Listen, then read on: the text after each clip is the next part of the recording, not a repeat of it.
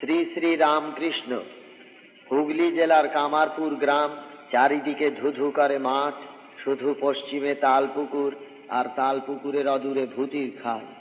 আজকের কথা নয়, 1242 সালের 6ই ফাল্গুন বুধবার শুক্লা দ্বিতীয়া তিথি, শ্রী শ্রী রামকৃষ্ণদেবের আবির্ভাবের দিন।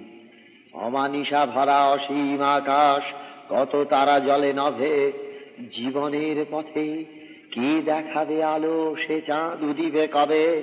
শত দানবের তাণ্ডবে ওরে ধরণী কাঁদিছে নীতি, কে ভাঙিবে ঘুম মহাকালিকার, যাবে মহাকাল ভীতি। শোনো শোনো শোনো, কান পেতে শোনো, শঙ্খ বাজিছে হই, কালের সাগর মন্থন বাড়ি, নেচে ওঠে থই থই। মন্থন শেষে অমৃত পাত্র কোথায় রহিবে জানি, যেথা রানী রাসমণি শ্যাম শ্যামারে রেখেছে যতনে আনি। কোথায় সে অমৃত লোক? দক্ষিণেশ্বর। রানী রাসমণির প্রতিষ্ঠিত দক্ষিণেশ্বর কালীবাড়ি, সে যে নবজাগ্রত পীঠস্থান। গঙ্গার পূর্ব তীরে সারি সারি দ্বাদশ শিবের মন্দির, উন্মুক্ত চত্বর, সম্মুখে মায়ের পূজা মন্দির, পার্শ্বেই শ্যাম সুন্দরের আবাহন গেহ, প্রাঙ্গণের উত্তরে পঞ্চবটী নিকুঞ্জ বনচ্ছায়া, সম্মুখে প্রবাহিত গোদাবরী না যমুনা।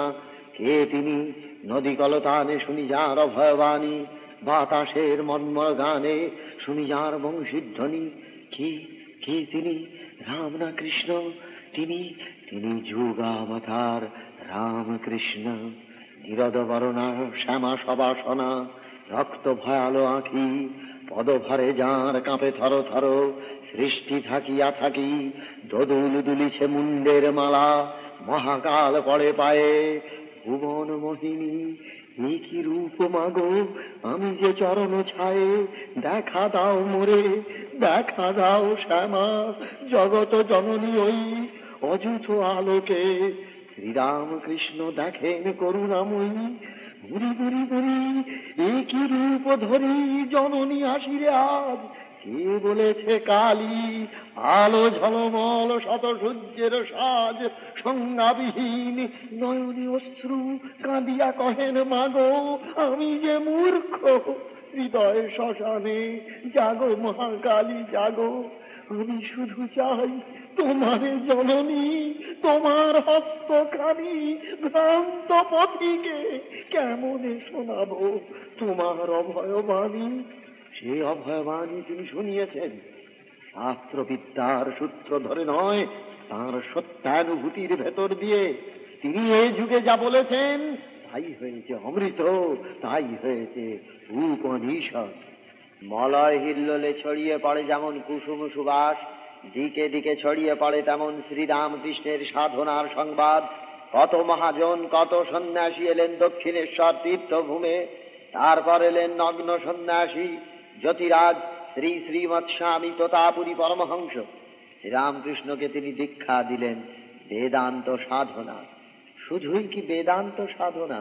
কোথা হতে এলো সন্ন্যাসী নিজে, দিল তারে নবদীক্ষা। শ্মশানে বসিয়া সবাধারে হয় নির্বিকল্প শিক্ষা। যত মত আছে তত পথে তিনি খোঁজেন পরমজন, যেন শতগিরি নদী ছুটিয়াছে পেতে মহাসাগরের মন।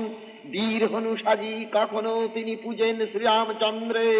রাধা সেজে কভু, কোথায় কৃষ্ণ বাঁশি পশে মনোরন্ধ্রে। কভু ক্রিস্তান, কভু ইসলামী, সকল পন্থা ধরি সাধনা তাহার সত্য হইল। এ কি অনুভূতি মরি! বাংলায় তখন চলেছে ধর্মের অন্ধগতি। পথহীন বাঙালি পথ খুঁজে পায় না। এমন সময় শ্রীরামকৃষ্ণদেব এনে দিলেন নূতন পথের সন্ধান। ওরে তোদের ভয় নেই, তোরায় তোরায়, পেয়েছি পেয়েছি আমি সেই স্পর্শমণি। কালের কালো যবনিকা ভেদ করেছে দেখ, মায়ের অপূর্ব রূপ। শত সূর্য যেন ম্লান হয়ে যায়, বাঙালির বদ্ধখানে পৌঁছয় সেই ডাক। আসেন মনীষীরা, মহেন্দ্র গিরিশ রামচন্দ্র রাখাল কেশব বিজয়।